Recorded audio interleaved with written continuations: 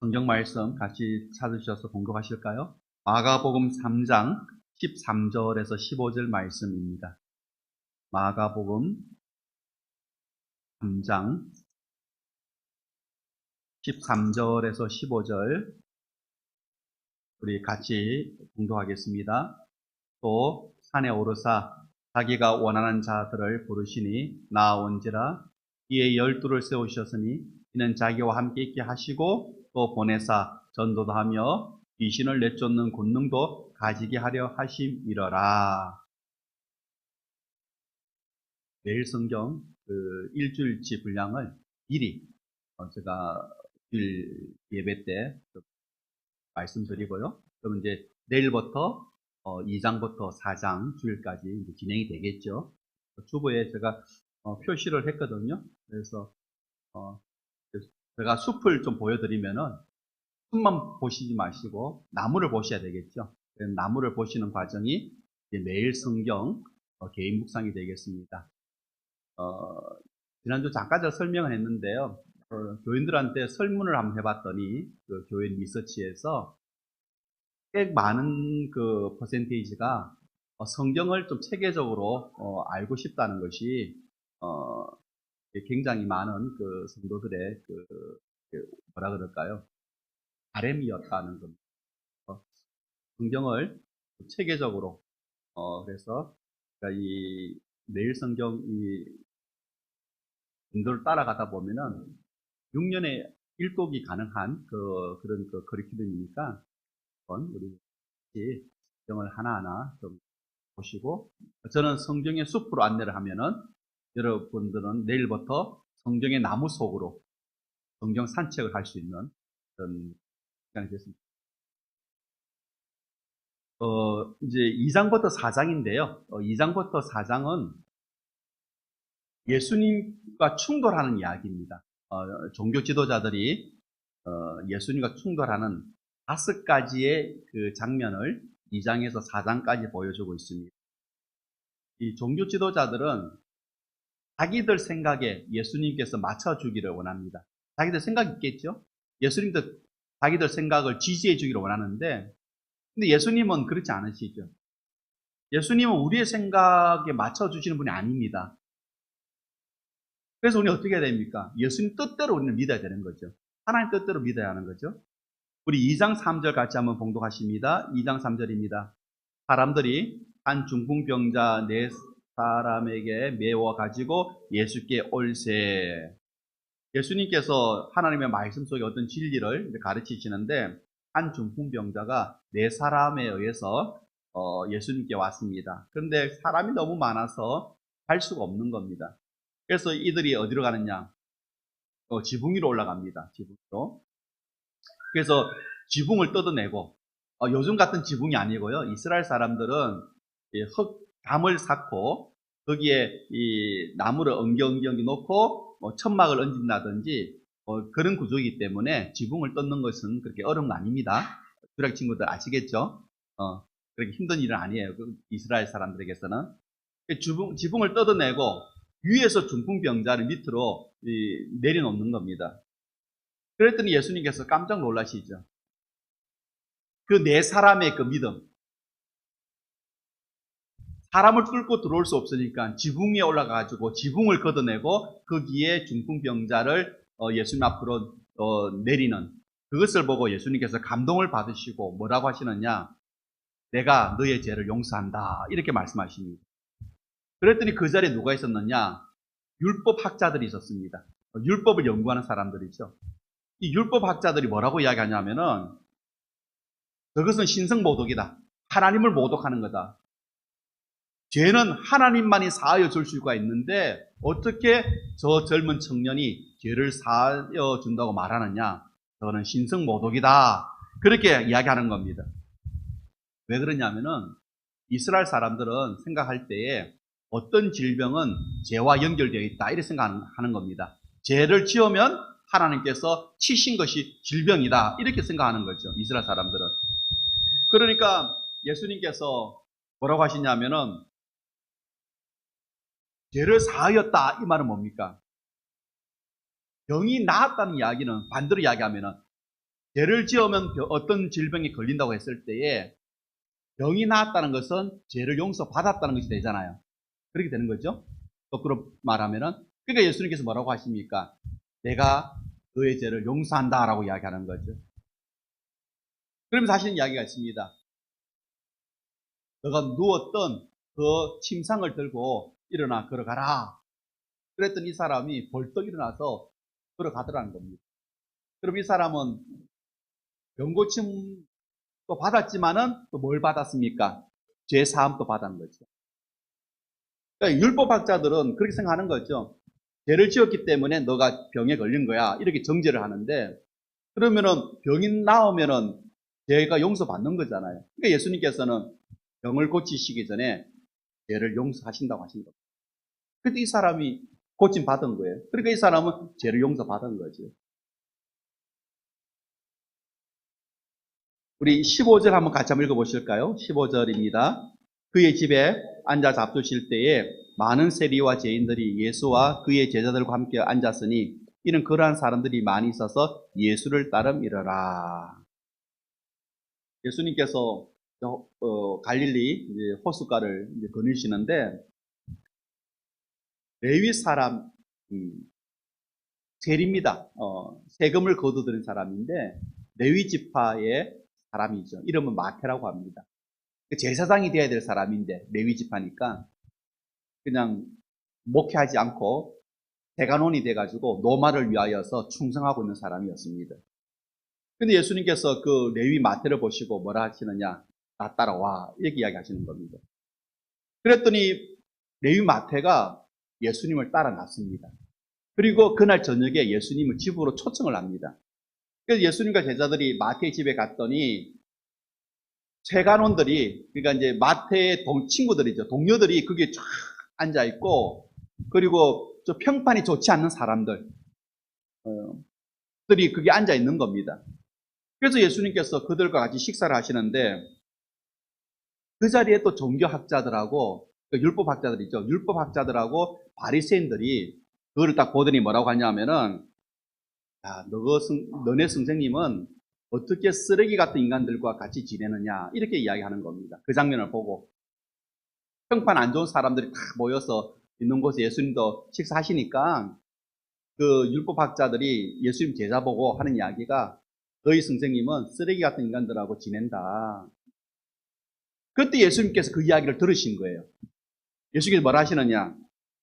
나는 영적으로 건강한 사람을 초청하려고 온 것이 아니고 죄로 병든 사람을 초청하러 왔다. 이렇게 말씀하시는 겁니다.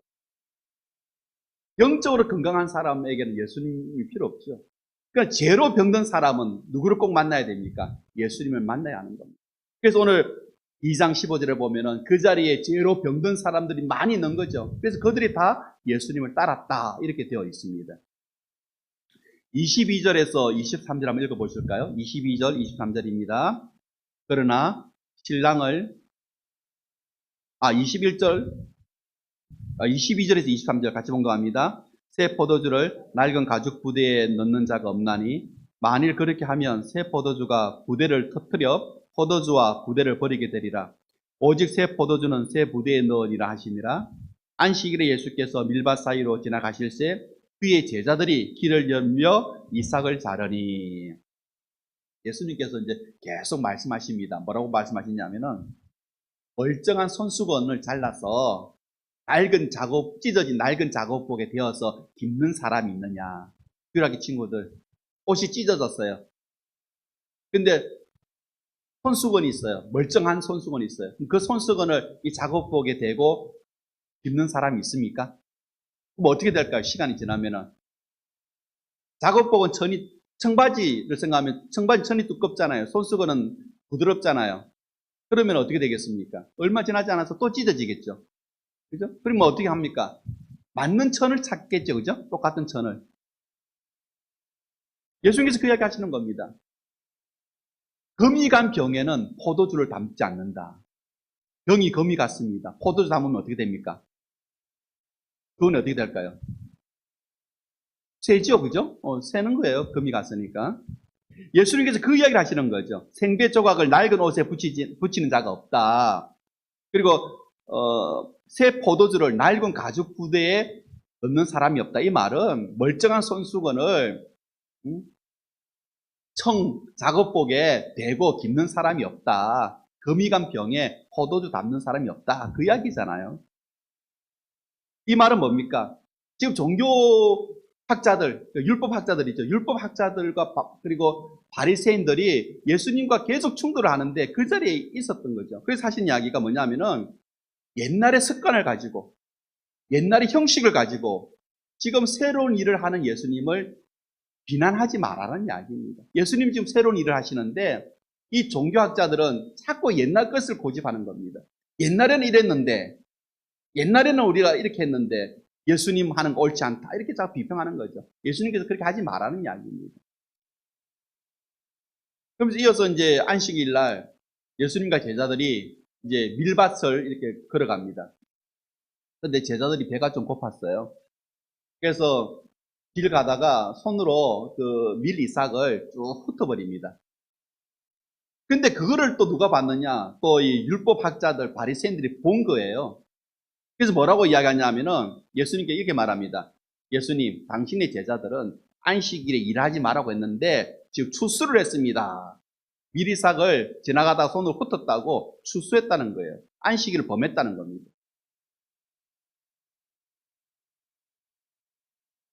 근데 중요한 것은 이삭을 훑는 것은 사실은 안식일과 상관없어요.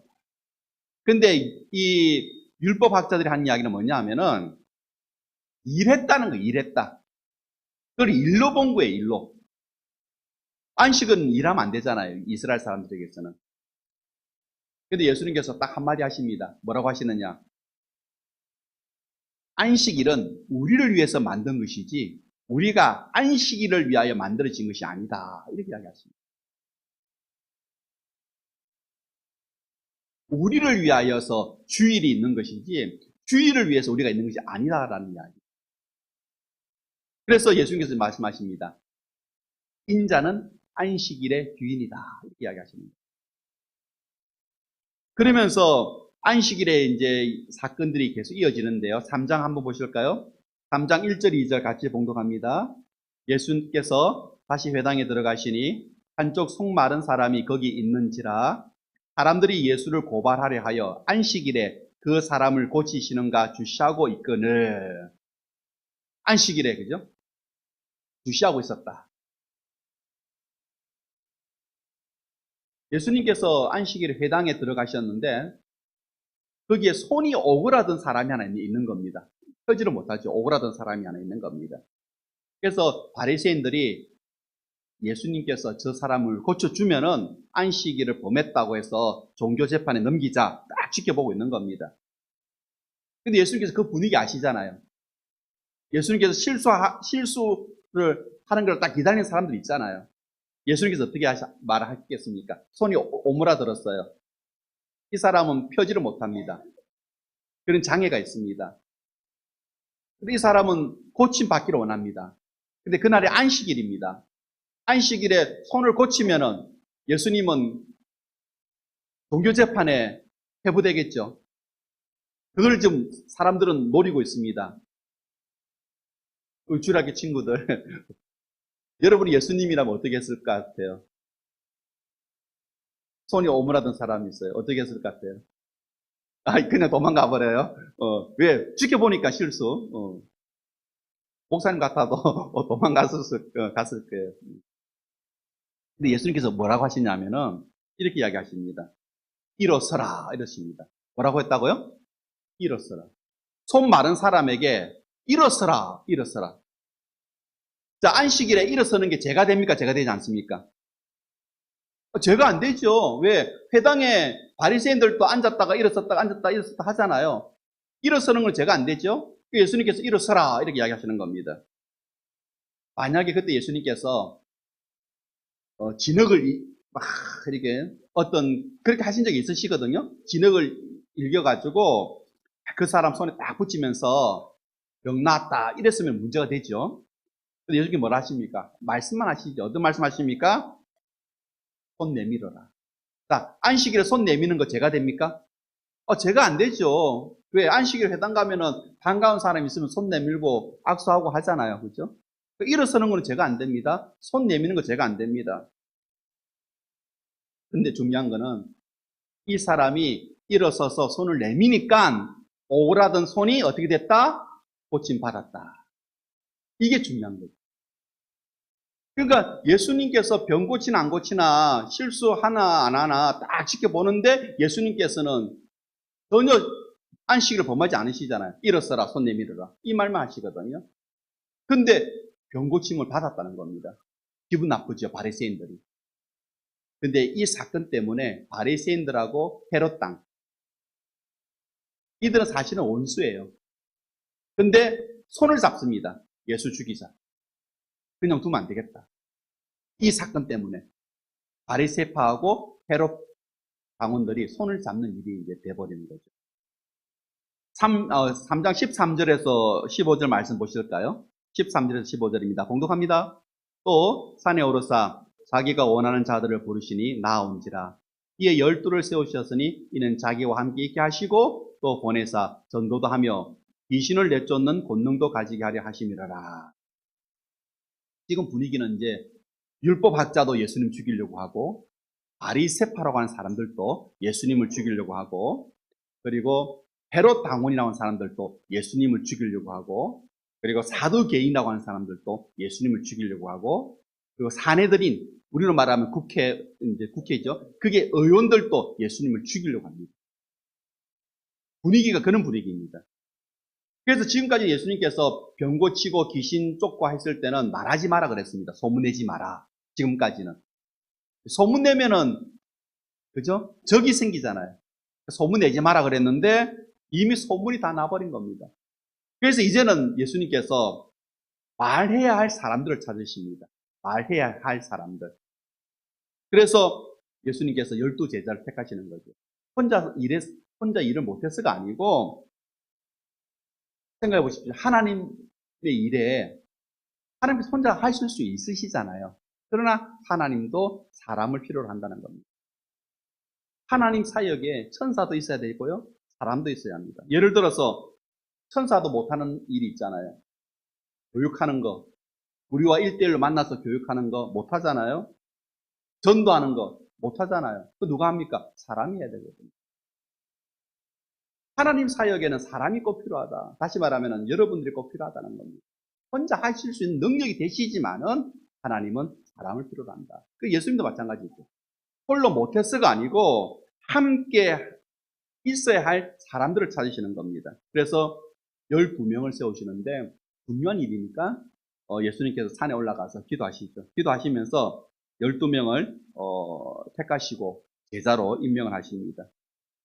예수님의 계획은 뭐냐면은 일단 그 12명을 자기와 함께 생활하도록 하는 겁니다. 함께. 그러니까 3년 동안 예수님과 함께 생활하는 거죠. 다시 말하면 뭐죠? 훈련시킵니다. 그리고 말씀을 전하게 하는 거예요. 전도시. 그리고 하나 더 주죠. 오늘 15절에 보시면은 귀신 쫓는 권세도 주신다는 사역이죠. 훈련시키고 전도하고 사역할 수 있도록 그렇게 12를 택하셨다라는 겁니다. 29절부터 30절 말씀 보실까요? 계속해서 이제 바리새파 사람들하고 예수님께서 충돌하시는데요. 29절에서 30절 같이 봉독합니다. 누구든지 성령을 모독하는 자는 영원히 사하심 얻지 못하고 영원한 죄가 되느니라 하시니 이는 그들이 말하기를 더러운 귀신이 들렸다 함이라라. 예수님께서 12명을 택하셔서 예수님과 함께 생활하게 하고 훈련시키고 다시 말해서 그리고 복음을 전하게 하죠. 전도하게 하죠. 그리고 귀신 쫓는 사역도 권능도 주시는 겁니다. 그런데 바리새인들은 뭐라고 하느냐? 종교학자들은 뭐라고 하느냐? 30절 말씀해 보시면은 귀신 들렸다라고 하잖아요. 귀신 들렸다. 예수님께서 이게 전하는 그 복음이 뭡니까? 하나님의 나라가 가까이 왔다. 그렇죠? 하나님 나라 가까이 왔다. 회개하라 이거잖아요. 하나님 나라가 가까이 왔다고 하니까 사람들은 저건 반역이다. 역적이다 이렇게 생각하는 겁니다. 새로운 나라가 왔다고 하니까. 그래서 사람들은 일부 사람들이겠죠. 일부 사람들은 예수님을 환자로 보는 겁니다. 환자. 어떤 환자? 과대망상증 환자. 쉽게 말하면 미쳤다 이 생각하는 거죠. 새로운 나라가 왔다 하니까. 그 말을 로마 시대에 그 이야기를 하는 것은 결국은 반역이고 죽음이거든요. 그 이야기를 하는 겁니다. 그랬더니 예수님을 환자로 보는 거죠. 환자다. 그래서 예수님 친척들이 그냥 두면 안 된다. 예수님을 집으로 데려가려고 하는 겁니다. 그리고 예루살렘에서 이제 예수님을 어쨌든 고발하려고 하는 사람들이 있었죠. 율법학자들이 있는데 그들이 뭐라고 이야기하냐면은 그 청년은 귀신의 속임수를 가지고 사람들을 지금 속이고 있다. 이렇게 말하는 겁니다. 귀신의 속임수로 사람들을 속인다. 그렇게 소문을 내는 겁니다. 예수님께서 그 이야기를 들으시죠. 뭐라고 이야기하시느냐? 기가 막힌 이야기를 하십니다. 사탄을 이용해서 사탄을 쫓아낼 수가 있느냐? 여러분, 가능합니까? 사탄이 있어요. 귀신이 있는데 귀신을 통해서 귀신을 쫓아낼 수 있느냐는 겁니다. 또 예수님께서 뭐라고 하시냐면은 하나님의 일을 이렇게 계속 비방하면은 그것은 성령을 모독하는 죄가 된다. 그렇게 이야기하십니다. 예수님이 하시는 일은 선한 일이잖아요. 아픈 사람들을 고쳐주시고 귀신에 눌려서 있는 사람들을 예수님께서 해방시켜 주신 거잖아요. 자유하게 해주신 거잖아요. 선한 일인데 그 선한 일을 귀신 들려서 한다. 귀신의 능력으로 한다. 이렇게 자꾸 비방하니까 이거는 성령의 능력으로 하는 일이니까 뭐가 되는 겁니까? 성령을 해방하는 일이 되는 거죠. 성경에는 말합니다. 다른 죄는 다 용서받을 수 있는데 잘 들으세요. 성령을 해방하는 죄는 용서받지 못한다라고 성경. 마태복음 7장 51절에 이 말씀이 있습니다. 제가 읽어드릴게요. 목이 곧고 마음과 귀에 할례를 받지 못한 사람들아 항상 성령을 거스르는도다. 목이 뻣뻣하고 마음의 교만이 가득 찬 사람은 결국은 뭘 한다고요? 성령을 거스립니다. 성령이 하는 일을 해방한다는 거죠. 그래서 회개의 기회가 주어졌을 때 회개할 수 있는 것이 은혜인 줄 믿습니다. 예수님께서 계속해서 율법학자들, 바리새인들, 그리고 뭐 여러 종교 지도자들, 정치 지도자들, 그리고 수많은 이스라엘 사람들 향하여서 복음을 전해 주시잖아요. 그러면 그 복음을 듣고 회개를 해야죠. 근데 계속해서 회개의 기회를 놓치고 있는 겁니다. 그럼 누가 근심하십니까? 성령님이 근심하십니다. 성령님을 계속 근심하게 만들면은 성령을 소멸하게 된다라는 거예요. 회개의 기회가 있을 때 회개하셔야 됩니다. 자꾸 여러분 아니다 하면서 거부하면은요 성령이 소멸되어 버립니다. 33절에서 35절 말씀 같이 봉독하실까요? 33절에서 35절을 봉독합니다. 예수께서 이러한 33절에서 35절 대답하시되 누가 내 어머니이며 동생들이냐 하시고 둘려 앉은 자들을 보시며 이르시되 내 어머니와 내 동생들을 보라. 누구든지 하나님의 뜻대로 행하는 자가 내 형제요 자매요 어머니냐. 어머니도 걱정돼가지고 지금 왔습니다. 왜? 사람들이 미쳤다고 하니까 집에 데려가려고.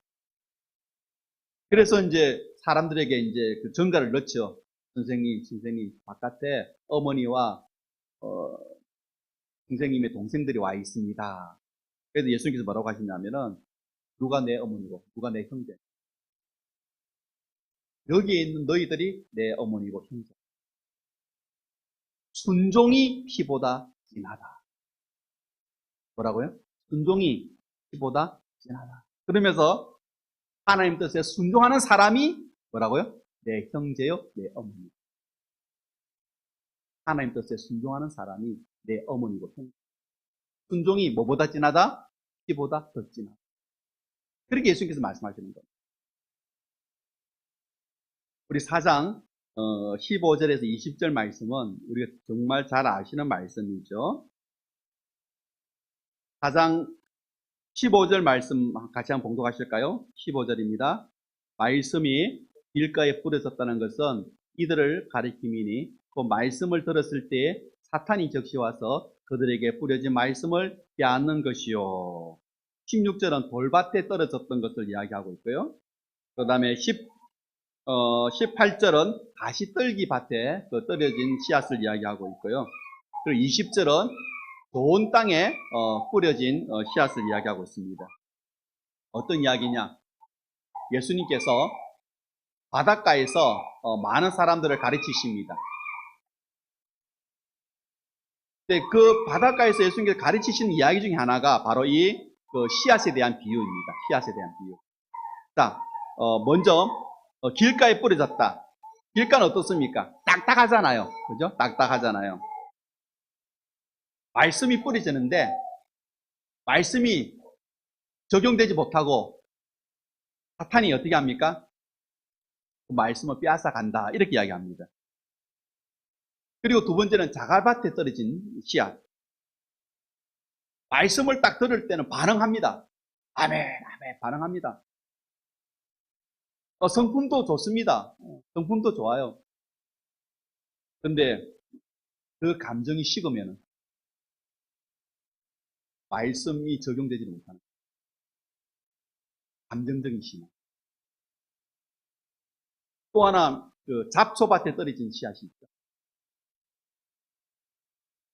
말씀은 듣고 말씀은 적용하는데 잡초, 다시 말하면은 어떤 그 스트레스라든지 어떤 좀 예기치 못한 환경을 딱 만나면은 그냥 낙심해 버리는 겁니다. 싹은 나는데 이게 자라지를 못하는 거예요. 그게 가시떨기에 떨어진 나무, 다시 말하면 잡초밭에 떨어진 씨앗이죠. 그러니까 말씀은 듣는데 머릿속에는 근심, 걱정, 스트레스로 꽉 차 있어가지고 뭔가 자라기는 자라는 싹은 돋는데 이게 크지를 못하는 거예요. 마지막 20절에 좋은 땅에 뿌려진 씨앗이 있죠. 말씀을 듣고 말씀을 적용하고 말씀의 열매를 맺는다라는 이상만 자라는 것이 아니고 복식까지 맺는다라는 겁니다. 근데 중요한 것은 뭐냐 하면은 좋은 땅이라도 정도의 차이가 있습니다. 예수님은 많은 열매를 맺는 것을 기대하지 않습니다. 많은 열매가 중요한 것이 아니고 얼마나 최선을 다했느냐. 얼마나 최선을 다했느냐. 결과보다는 과정이 중요하다. 결과보다는 과정이 중요하다. 30절, 31절 말씀 보실까요? 같이 봉독합니다. 또 이르시되 우리가 하나님의 나라를 어떻게 비교하며 또 무슨 비유로 나타낼까? 겨자씨 한 알과 같으니 땅에 심길 때에는 땅 위의 모든 씨보다 작은 것이로되. 하나님의 나라를 어디에 비교하느냐? 겨자 씨앗에 비교합니다. 겨자 씨앗, 혹시 배추 씨앗 보신 적 있으시죠? 우리 출학생들 못 봤군요. 그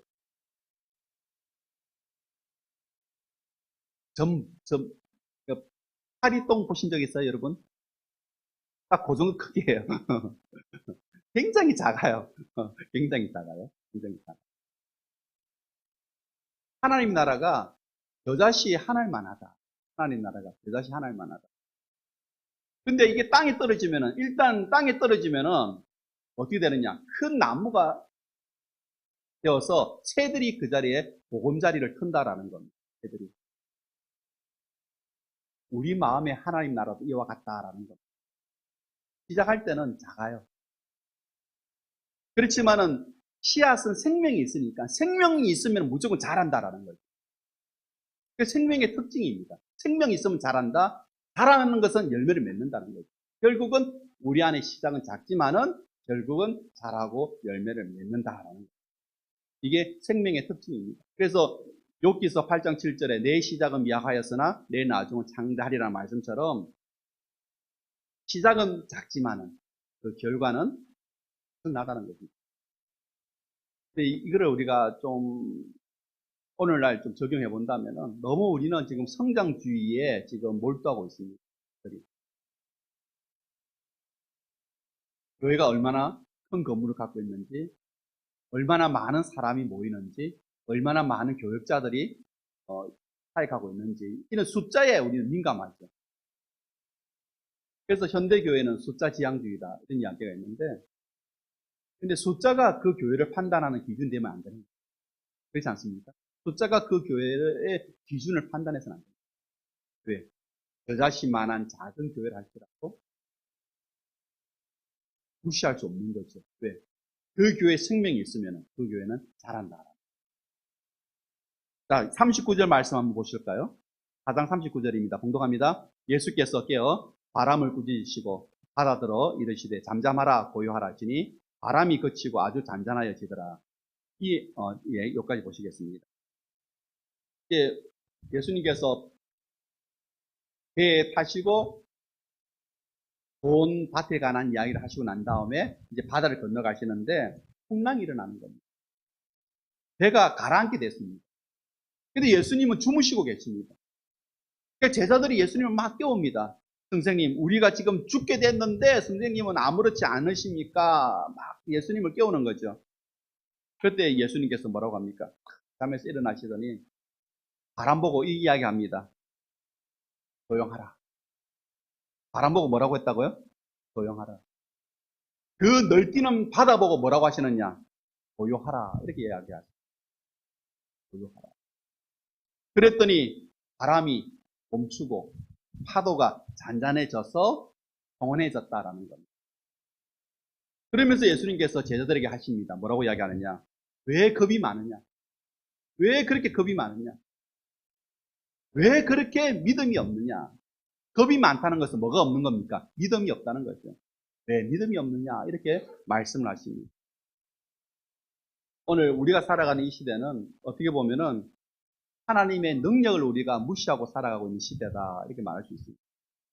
하나님은 굉장한 분이시죠. 우리가 상상도 못할 분이시죠. 근데 우리가 그 하나님의 능력을 잊어버리고 살아가는 겁니다. 내 힘으로만 살려고 하는 거죠. 그것은 다르게 말하면 우리가 그만큼 타락했다는 겁니다.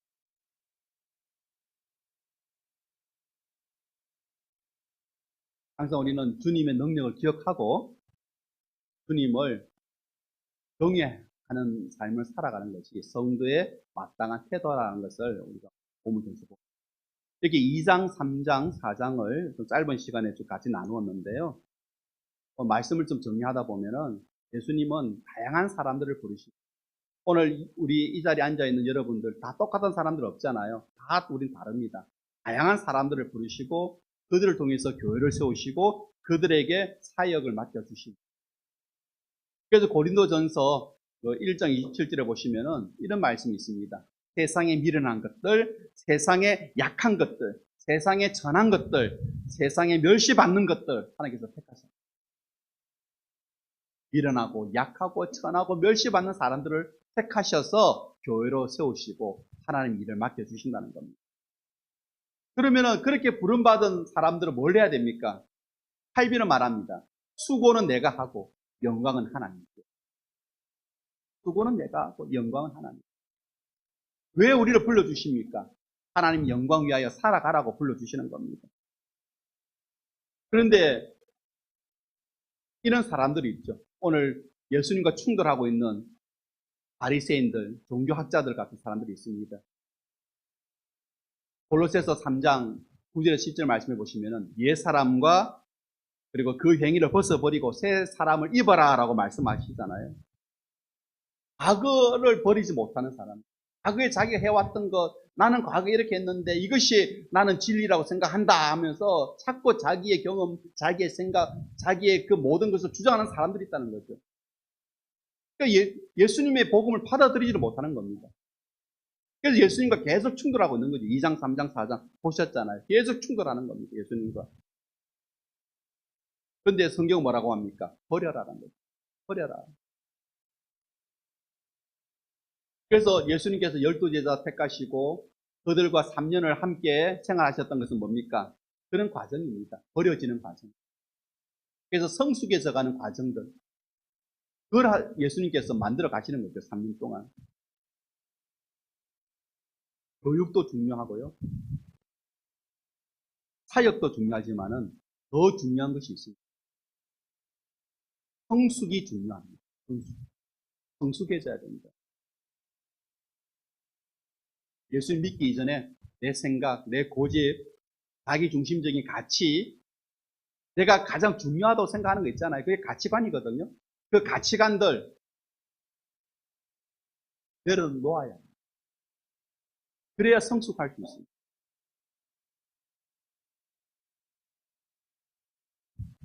하나님의 뜻대로 살아가는 저와 여러분 되시길 바랍니다. 그러라고 오늘 우리를 불러주신 겁니다. 디모데후서 마지막 3장 16절에서 17절 말씀 우리 같이 읽고 말씀 맺겠습니다.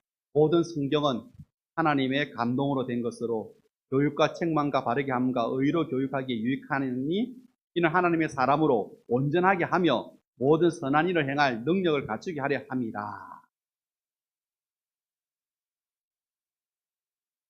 우리는 정말 다양한 사람들이 모였습니다. 약점이 있습니다. 약점만 있나요? 장점도 있습니다. 그런 약점과 장점, 그 무엇이든지 이건 중요하지 않습니다. 그런 차이는 우리가 서로 수용하면 됩니다. 너 이거 잘하지? 너 이거 부족하구나. 그 부족한 거 내가 메워줄게. 약점과 장점은 우리가 수용하면 됩니다. 그리고 한 마음으로, 한 뜻으로 우리가 교회를 세워나가는 거죠. 사역을 감당하는 것이죠. 그 일에 하나님은 우리를 불러주셨다라는 겁니다. 그 일에 하나님은 우리를 불러주셨다. 저희 교회 이렇게 오다 보면 돌담들 쭉 지나서 옵니다. 저 옆에도 돌담들 보이는데요. 같은 모양의 돌들이 하나도 없습니다. 다 다릅니다.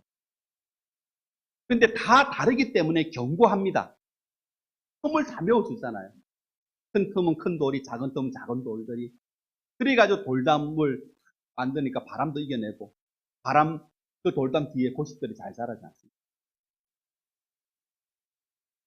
우리의 약점, 장점 다 아시고 다양하게 불러주셨습니다. 약점이 무엇이든 장점이 무엇이든 간에 나를 위한 자리는 분명히 있다. 아멘이십니까? 나를 위한 자리는 있다는 겁니다. 그래서 그런 차이점은 우리가 사랑으로 수용하고 또 서로 협력하면서 우리가 하나님께서 맡겨주신 선한 일들을 감당하는 우리 살롬교회 성도님들 다 되시기를 바랍니다. 기도하겠습니다.